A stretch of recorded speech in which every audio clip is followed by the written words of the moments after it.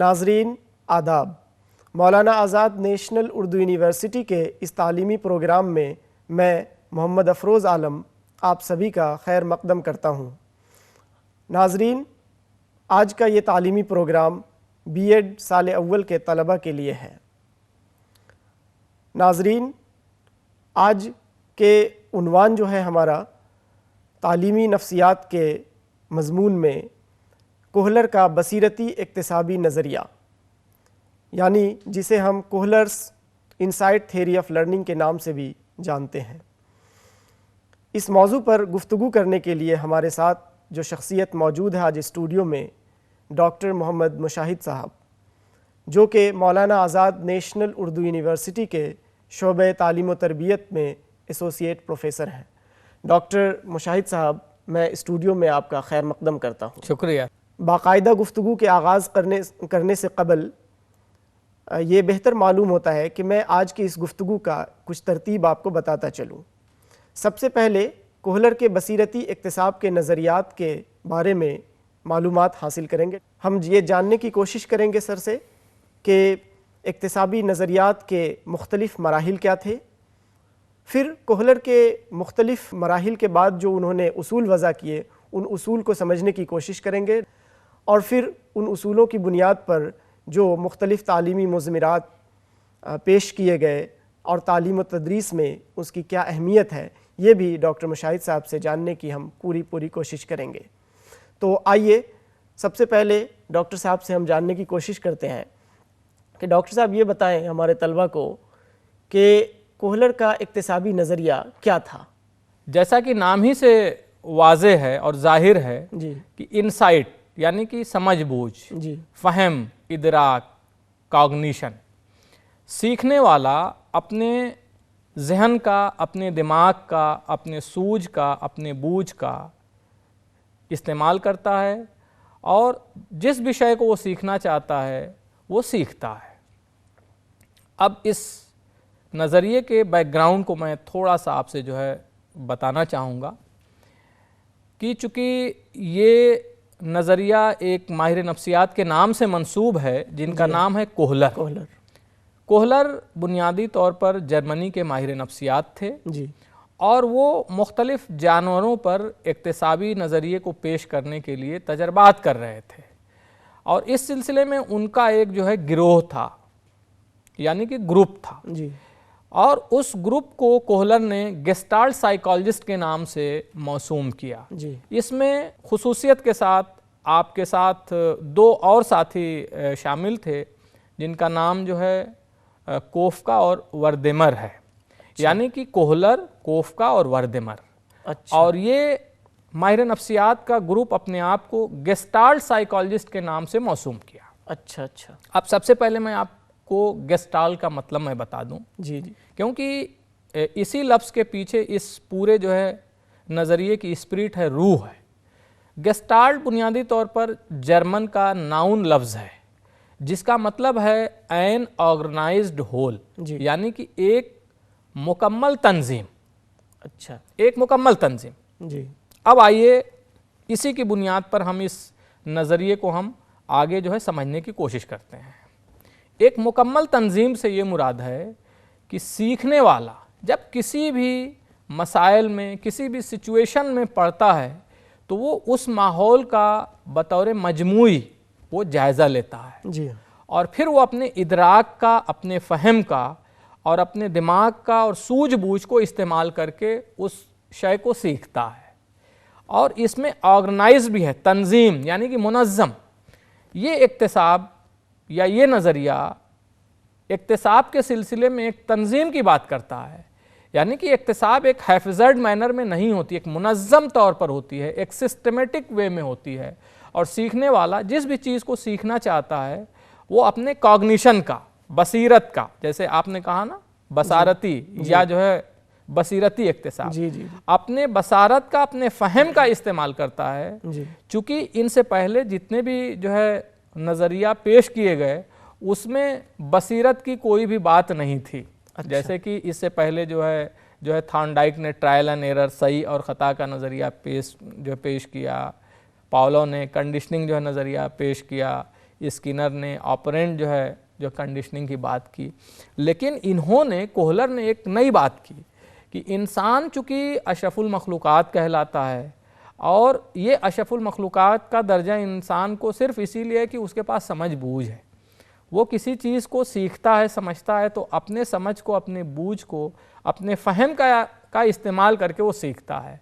इसीलिए कोहलर ने इस नज़रिए को गेस्टाल्ट का नाम दिया, क्योंकि सीखने वाला अपने फ़हम का, अपने दिमाग का इस्तेमाल करके और उस सिचुएशन को एज ए होल परसीव करता है। तो इसीलिए इस नज़रिए को हम गेस्टाल्ट साइकोलॉजी का नज़रिया या बसीरती इक्तिसाब का नज़रिया कहते हैं। हमारे तलबा के लिए बताइए कि कोहलर ने इस तजर्बात के लिए कुछ तजर्बा किए थे शायद अपनी इस थ्योरी के लिए, जो कि बाद में राइज हुआ, तो उस तजर्बात पे कुछ रोशनी डालिए हमारे तलबा के लिए। इस दुनिया में जितने भी नज़रियात पेश किए गए, जितने भी इन्वेंशंस हुए, डिस्कवरीज़ हुए, हज़रत इंसान ने मुख्तलिफ़ किस्म के तजर्बात किए। जी हाँ। और फिर उस जो है तजर्बे की रोशनी में अपने नज़रियात को पेश किया। ठीक इसी तरह से ये इक्तिसाबी नज़रियात भी हैं, जिसको मुख्तलिफ़ माहिरीन नफ्सियात ने अपने अपने तौर पर मुख्तलिफ़ जानवरों पर तजर्बात करके उनके उसूल को बताए हैं, उनके तरीक़ाकार को बताए हैं। तो इस इक्तिसाबी नज़रिए को हम बेहतर समझने के लिए कोहलर के किए गए तजर्बात को हमें देखना होगा। इससे हमें उम्मीद है कि तलबा को बिल्कुल इस जो है नज़रिए का खाका और जो है मंजरनामा आँखों के सामने आ जाएगा और इस जो है नज़रिए को मुकम्मल तौर पर समझने में बड़ी आसानी होगी। जी, बड़ा दिलचस्प तजर्बा है। कोहलर का एक पालतू चिंपैंजी हम जिसको कहते हैं, जी जी, उन्होंने एक चिंपैंजी जो है पाल रखा था, जिसको वो प्यार से सुल्तान जो कह करके पुकारते थे। अच्छा। जिस तरह से हम लोग मुख्तलिफ़ जानवरों को पालते हैं तो प्यार से निकनेम उनका दे देते थे, जी जी, जो है दे देते हैं। जी हाँ जी। तो उसी तरह से कोहलर ने सुल्तान पर इस नज़रिए को साबित करने के लिए या पेश करने के लिए उस पर आपने जो है तजर्बा किया। अच्छा। और ये तजर्बा उन्होंने मुख्तलिफ़ स्टेप्स में किए, मराहिल में किए। सबसे पहले कोहलर ने सुल्तान को कुछ दिनों के लिए भूखा रखा और फिर उसके बाद एक तजर्बे वाले रूम में उसके सीलिंग पर बनाना, जिसको हम जो है मौस कहते हैं या केला कहते हैं, उसके सीलिंग पर लटका दिया। अच्छा। और फिर उस तजर्बे वाले कमरे में उन्होंने लकड़ी के डब्बे 2-3 अलग अलग जगहों पर रख दिए और साथ ही साथ छोटे छोटे स्टिक्स जिसको हम जोड़ सकते हैं, जोड़ करके एक जो है बड़ा स्टिक हम बना सकते हैं, उसको भी दूसरी जो है जगहों पर रख दिया उन्होंने। फिर उसको वो बाहर से ऑब्जर्व जो है करने लगे, सुल्तान को कमरे में बंद करके। जी। तो वो क्या देखते हैं कि सबसे पहले तो सुल्तान चूंकि भूखा था, उसने अपनी नज़र ऊपर उठाई तो देखा कि सीलिंग से जो है बनाना जो है लटक रहा है। अब उसको बनाना हासिल करना था। ये एक जो है प्रॉब्लमेटिक सिचुएशन है। जी। अब चूंकि वो सीलिंग पे था, ऊंचाई पे था, तो सुल्तान उसको जो है वहाँ तक जो है पहुँच नहीं सकता था। जी हाँ। तो उसने पूरे कमरे का जायज़ा लिया और फिर उसके बाद से जायज़ा लेने के बाद से एक बार उसने कोशिश की उछलने की। अच्छा। तो उछला, लेकिन वो उस केले तक जो है नहीं पहुंच पाया। अच्छा। फिर वो बैठ करके सोचने लगा तो अचानक उसको वो एक लकड़ी का डब्बा नज़र आया। वो उसको लाया और वहाँ केले के नीचे रखा, फिर उसको ट्राई करने की कोशिश की। जी। लेकिन वो नहीं हुआ। फिर उसके बाद से वो फिर उस मुकम्मल कमरे का जायज़ा लेने लगा, चारों तरफ देखने लगा कि अब मैं क्या करूं। इसी दौरान उसको दूसरा डब्बा भी दिखाई दिया। वो हर एक नई कोशिश जो है किया और उसको नहीं पाया। फिर उसके बाद से उसकी नज़र एक लकड़ी पर पड़ी, फिर वो कोशिश किया, नहीं पहुंच सका। अच्छा। फिर वो गौर व फिक्र करने लगा, देखने लगा चारों तरफ, अकल जो है दौड़ाने लगा कि इसको पकड़ने के लिए। फिर उसको एक और डंडा दिखा तो दोनों हाथ में लिया, फिर कोशिश किया, फिर वो फेल हो गया, नहीं पहुंच सका। जी। फिर वो दोनों तरफ देखा डंडे के कि क्या ये जुड़ सकता है क्या। अच्छा। तो वो तो जुड़ने वाला डंडा था, स्क्रू पे जैसे आप देखते हैं, उसको उसने जोड़ लिया। फिर कोशिश की पहुंचने की, जी। वो फेल हो गया। फिर तीसरा देखा वो हिस्से का, फिर जोड़ा और फिर वो उसको हासिल कर लिया। जी। ये तो जो है पहला मरहला है इस जो है तजर्बे का। कुछ दिनों के बाद ये सेम सिचुएशन को कोहलर ने फिर से दोहराया। अच्छा। तो दूसरी बार क्या देखते हैं कोहलर कि जब सुल्तान को कमरे में बंद किया जाता है तो वो बगैर किसी गलती के बहुत इत्मीनान से एक के बाद दीगरे वो डब्बा लाता है, तीनों स्टिक्स को इकट्ठा करता है, जोड़ता है और बगैर किसी गलती किए हुए बहुत इत्मीनान के साथ उसको हासिल कर लेता है। अच्छा। अब देखिए इस जो है तजर्बे के तीसरे मरहले को हम बताते हैं। जी। एक दूसरे जो है कमरे में सुल्तान को रखा और उसमें सिर्फ एक मेज था, बड़ा मेज था जिस पर कि सुल्तान जो चढ़ करके उस जो है केले को हासिल कर सकता था। जी। तो जब उन्होंने रख दिया सुल्तान को तो वो देखते हैं कि सुल्तान एक बार जायज़ा लिया पूरे कमरे का और फिर कोने में मेज़ को देखा, बहुत इत्मीनान से उस मेज़ को केले के नीचे लाया और फिर मेज़ पे चढ़ करके उसने हासिल कर लिया। अच्छा। यानी कि यहीं पर कोहलर ने ये डिक्लेयर कर दिया, साबित कर दिया कि इक्तिसाब एक ऑर्गेनाइज्ड होल और एक मुकम्मल तंजीम और इनसाइट से, हमारे समझ से, बूझ से, यानी कि सीखने के लिए इनसाइट का होना लाजमी है। और हम इंसान चूँकि अक्ल व फ़हम रखते हैं, जब हम किसी सिचुएशन में या प्रॉब्लमेटिक सिचुएशन में, मसला मसाइल में पहुँचते हैं या पढ़ते हैं, तो हम अपने फ़हम का, हम अपने इदराक का इस्तेमाल करते हैं और उसको इस्तेमाल करने के बाद हम उस मसले को हल करने की कोशिश करते हैं। ठीक है डॉक्टर साहब, बहुत बेहतर आपने तजर्बात पे रोशनी डाली और साथ ही साथ मराहिल भी इसमें बयान किया आपने। तो क्या ये जो तजर्बात की रोशनी में जो बातें सामने आई, तो चिंपैंजी जिस तरह से दोबारा उनको दिया गया उसी सिचुएशन में, तो वहाँ पे उनको जो एक रिकॉलिंग जो कहते हैं, दोबारा याददाश्त, क्या यहाँ पे आती है वो चीज़ करके वो परफेक्ट काम कर लिया? और दूसरी चीज़ ये कि क्या ये जो कॉग्निशन की जो बात है, जो वकूफ़ की बात हम कहते हैं, तो ये भी इस दायरे में आता है क्या यहाँ पे? बिल्कुल बिल्कुल। ये तो चूंकि पूरा नज़रिया जो है कॉग्निटिव ही जो है नज़रिया कहलाता है। चूंकि इससे पहले वाले जितने भी नज़रियात थे जी, वो जो है बिहेवियरिस्टिक वाले थे। अच्छा जी, जिसमें दिमाग का, समझ का और बूझ का और फहम का कहीं भी कोई भी जो है जगह नहीं था। अच्छा, सिर्फ पहले, हाँ, इससे पहले वाले जितने भी जो है माहिर नफ्सियात ने जो है इक्तिसाबी नज़रिए को पेश किए, उसमें उन्होंने कहीं पर भी कॉग्निशन का, कहीं पर भी समझ का, बूझ का, गौर व फिक्र की बात जो है नहीं की। जी। बस उन्होंने कहा कि ट्रायल एंड एरर। लेकिन इस नज़रिए ने एक जो है नई बात कही कि हम सीखने के लिए, हम इक्तिसाब के लिए अपने समझ का, अपने गौर व फिक्र का, अपने इदराक का, अपने वकूफ़ का, अपने दिमाग का हम इस्तेमाल करते हैं और हम सीखते हैं। चूँकि इंसान के पास जो है समझ बूझ तो है ना, हाँ, सोचने समझने की सलाहियत तो है ना, और ढेर सारी चीज़ें हम जो सीखते हैं, हम जब जो है किसी भी मसाइल में दो चार होते हैं तो हम अपना ध्यान, अपनी समझ बूझ या हम एज ए होल उसका जो है जायज़ा लेते हैं और फिर हम कोशिश करते हैं। कोहलर के इक्तिसाबी नज़रिया के लिए नज़रियात की बुनियाद पे जो अभी आपने बताया, यहाँ से एक कॉग्निटिव थेरीज़ का मतलब शुरुआत होती है जी। तो इससे पहले जो भी आया वो बिहेवियरिस्टिक थ्योरी में जाता है, जो बर्ताव की बुनियाद पे होता था, और यहाँ पे अक्ल व फहम की बात आ जाती है। तो इस एक्सपेरिमेंट की बुनियाद पे जो कुछ उसूल मराहिल, कुछ मराहिल जो है इन्होंने दिए, हाँ, कुछ मराहिल जो थे इनके, उन मराहिल को आप अगर बताएं तो हमारे तलबा को समझने में और आसानी होगी। मैं मुख्तसरन तौर पर, चूँकि पूरा जो है तजर्बा आपके आंखों के सामने जो मौजूद है जी, 4-5 जो है मरहले जो है कोहलर ने जो है बताए हैं जी सीखने के ताल्लुक से। सबसे जो पहला जो मरहला है वो सर्वे का मरहला है। अच्छा, जब इक्तिसाब करने वाला, जब सीखने वाला किसी भी मसाइल में पढ़ता है तो वो उस मसाइल को एज ए होल सर्वे करता है। अच्छा, अब आप जो है गौर कीजिए, जो है चिंपैंजी वाला, सुल्तान वाला जो है तजर्बा जी, जब कोहलर ने सुल्तान को कमरे में बंद किया तो सुल्तान ने उस पूरे कमरे के माहौल का एक सर्वे किया, एक जायजा लिया जी कि वहाँ पर केला रखा हुआ है, हमको उसको हासिल करना है।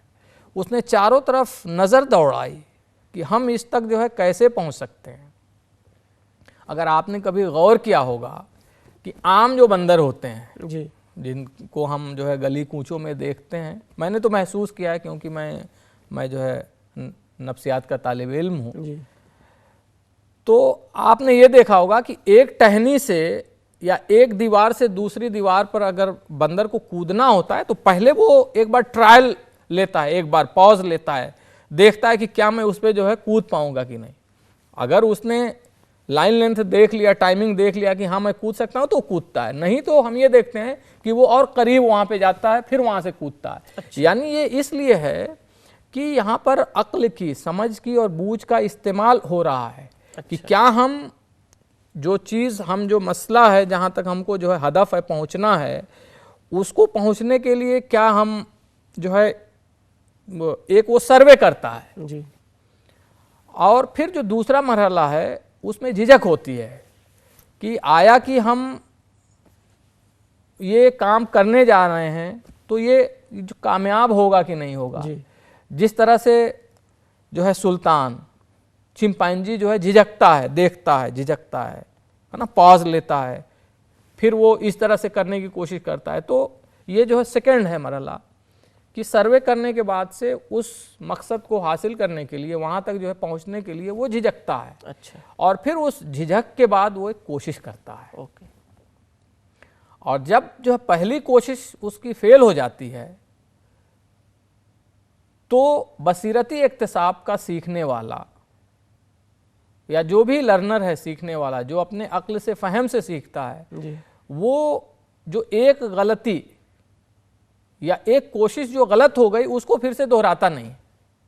अगर आपको ख्याल होगा trial and error learning theory में जो थॉर्नडाइक का था तजर्बा, उसमें बिल्ली को जब हमने पिंजरे में बंद किया तो वो बगैर सोचे समझे उछल कूद शुरू कर दी। जी जी। एक ही तरफ बार बार कूद रही है, गर्चे कि वो जो है दरवाज़ा खुले या ना खुले।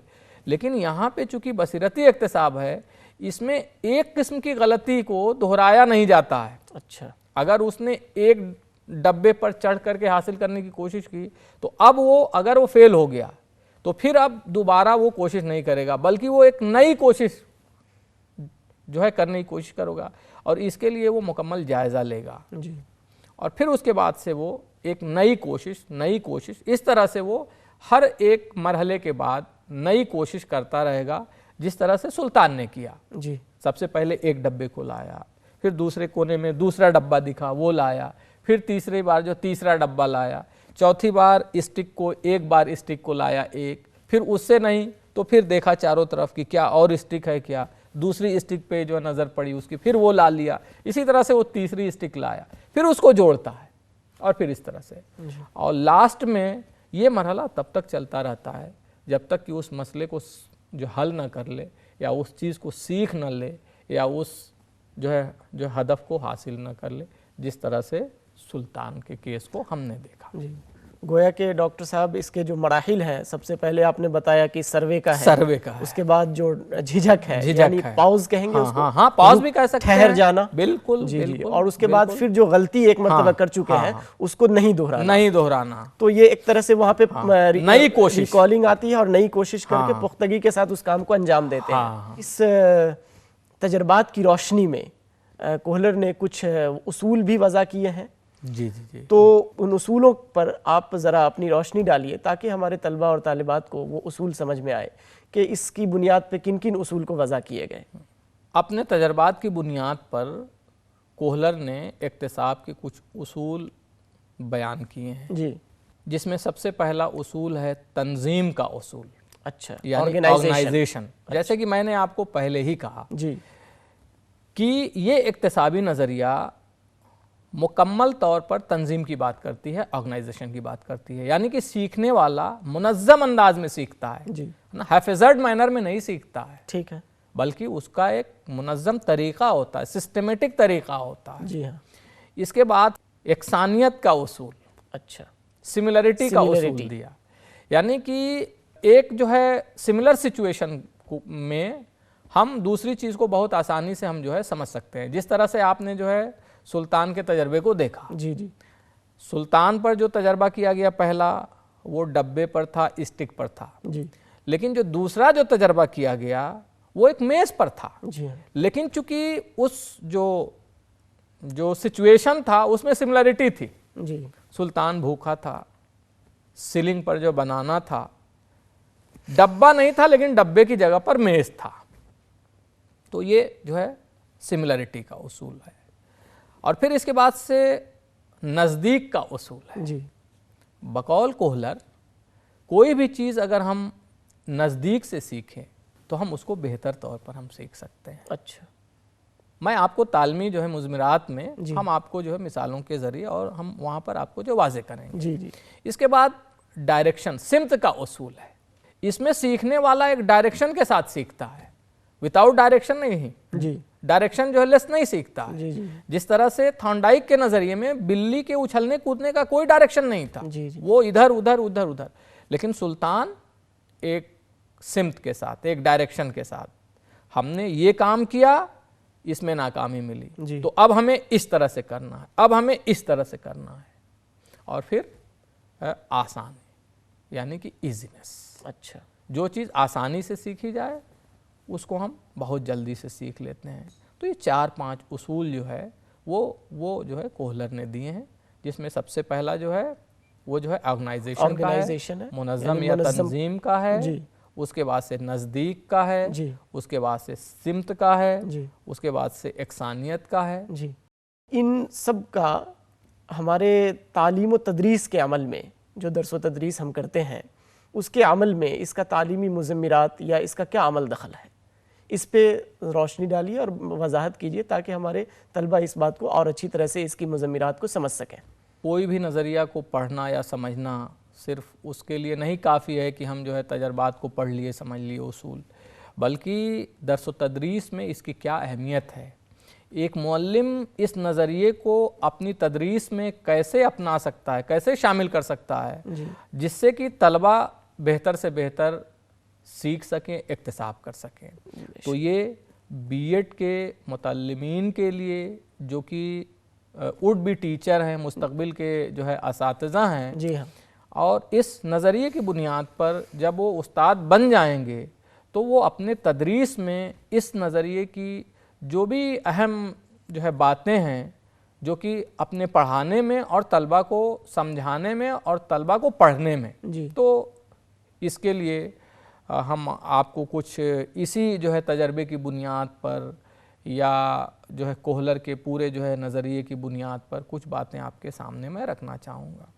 सबसे पहले तो आप इन उसूलों को जहन में रखिए। जी मुनज़्ज़म, जो कि ऑर्गेनाइजेशन का जो उसूल है, अच्छा इस उसूल को एक टीचर अपने जहन में ये रख सकता है कि जब वो कभी भी तदरीस के लिए कमरे जमात में जाए, अच्छा तो वो अपने मवाद मजमून को एक तरतीब दे ले, मुनज़्ज़म तौर पर, जी हाँ, है ना, जी हाँ। सिस्टमेटिक वे में ऑर्गेनाइज कर ले, जी जिससे कि उसको डिलीवरी में बहुत फ़ायदा हो। अच्छा अच्छा तो ये तो जो है फ़ायदा हुआ जो है टीचर के लिए। जी जी इसी तरह से टीचर अपने तलबा को ये बताए कि जब कभी भी वो जो पढ़ने के लिए जाएं जी या किसी भी चीज़ को वो याद करने के लिए जाएं या वो कोई भी काम करें, जी है ना, एक तरतीब के साथ करें, है ना, एक सिस्टमेटिक वे में करें, उससे उनको अपने मकसद तक पहुंचने में बड़ी आसानी होती है और उनका काम अच्छे से हो जाता है। दूसरी चीज़ ये है, whole is greater than part. ये नज़रिया जो है कुल की बात करता है, जी, जी। An organised whole. तो इसमें यह है कि इस नज़रिए के मुताबिक हम किसी भी चीज़ को जब हम सीखने जाते हैं तो उस सिचुएशन को एज ए होल हमें परसीव करना पड़ेगा। जी जी मिसाल के तौर पर अगर हम ताजमहल को देखने जा रहे हैं तो ताजमहल का एक मीनारा देखने से काम जो नहीं चलेगा, जी हाँ, बल्कि उस ताजमहल को एज ए होल आपको देखना पड़ेगा। अच्छा जैसे आप हमसे रूबरू हैं जी हाँ, तो हम सिर्फ आपके चेहरे को नहीं देख रहे हैं, जी, जी। बल्कि आपके सर से लेकर के पैर तक एक जो खाका है हमारे जहन में, जी जी एक पूरी आपकी जो है जिसामत है, हमारे सामने कौन आदमी बैठा हुआ है, जी ठीक है ना। तो इसमें जो है ये नज़रिया ये कहता है कि सीखने के लिए कुल की ज़्यादा अहमियत है जुज़ से। यानी कि whole method is greater than part. जी अगर हम बहुत ही आसान जबान में कहें तो ये नज़रिया होल मेथड पर ज़्यादा जोर देता है। इसके बाद डायरेक्शन है, डायरेक्शन के साथ पढ़िए। जी क्लोजर, ये जो बड़ा जो है अहम बात है, क्लोजर की बात ये करता है कि मिसाल के तौर पर हमको जो है ताजमहल पढ़ाना है, हमको चार मीनार पढ़ाना है उन्वान, हमको जो है मक्का मस्जिद पढ़वाना है, हमको गोलकुंडा पढ़ाना है। तो अगर हम तलबा को मक्का मस्जिद ले जाएं, चार मीनार ले जाएं, ताजमहल ले जाएं, तो उससे हमारी तदरीस जो बड़ी आसानी के साथ और वो पूरे कॉन्सेप्ट को, पूरे तस्वुर को बच्चे जो बड़ी आसानी से समझ सकते हैं। इसलिए ये नज़रिया कहता है कि जो चीज़ भी हम पढ़ाएं जो तलबा को उनके करीब ले जाएं, है ना। इसके साथ ही साथ ये नज़रिया गौर व फिक्र में बड़ी जो है मददगार व मुआविन होती है, तख्लीकी सलाहियतों को जो है परवान चढ़ाती है, कंस्ट्रक्टिव एंड क्रिएटिविटी हम जिसको कहते हैं जी प्रॉब्लम सॉल्विंग के लिए, मसाइल के हल के लिए ये नज़रिया बड़ा जो है अहम है, क्योंकि ये नज़रिया गौर व फिक्र की दावत देता है, फ़हम व इदराक की बात करता है, ईजादात, इन्वेंशंस एंड डिस्कवरीज के लिए आप जो है गौर कीजिए, जितने भी इस दुनिया में इन्वेंशंस एंड डिस्कवरीज हुए हैं उसमें जो कॉग्निशन, गौर व फिक्र, दिमाग, समझ बूझ का इस्तेमाल होता है। तो गर्चे की जहाँ पर जो है इदराक की, समझ बूझ की ज़रूरत है, ये इक्तिसाबी नज़रिया बहुत ही मददगार और मुआविन होता है। इससे उस्ताद अपने जो है तलबा के अंदर एक जुस्तजू, एक जो है मसाइल को हल करना, एक तजस्सुस वगैरह की जो है तरबियत दे सकते हैं, जिससे कि वो इक्तिसाब को जो है बहुत बखूबी अंजाम दे सकते हैं। हमारे स्टूडियो में तशरीफ़ लाए यहाँ पे आप, और इस अहम मौजू पर आपने गुफ्तगू की और वजाहत की तमाम चीज़ों की, तो इसके लिए मैं आपका बेहद शुक्रगुज़ार हूँ। शुक्रिया, आपका भी शुक्रिया बहुत बहुत। तलबा और तालिबात, जैसा कि अभी हम डॉक्टर मोहम्मद मुशाहिद साहब से मुखातब थे और उन्होंने आज एक बहुत ही अहम मौजू जिसका उन्वान हमारा कोहलर का बसीरती इक्तिसाबी नज़रिया था, इसके तमाम उमूर पर रोशनी डाली। मुझे उम्मीद है कि आपके लिए ये बेहतर और मुफीद और कारगर साबित होंगे। अगर आप इसके मुताल्लिक़, इस उन्वान के मुताल्लिक़ और मज़ीद मालूमात हासिल करना चाहते हैं तो आपके स्क्रीन पर दिए जा रहे किताबियात का मुताला कर सकते हैं।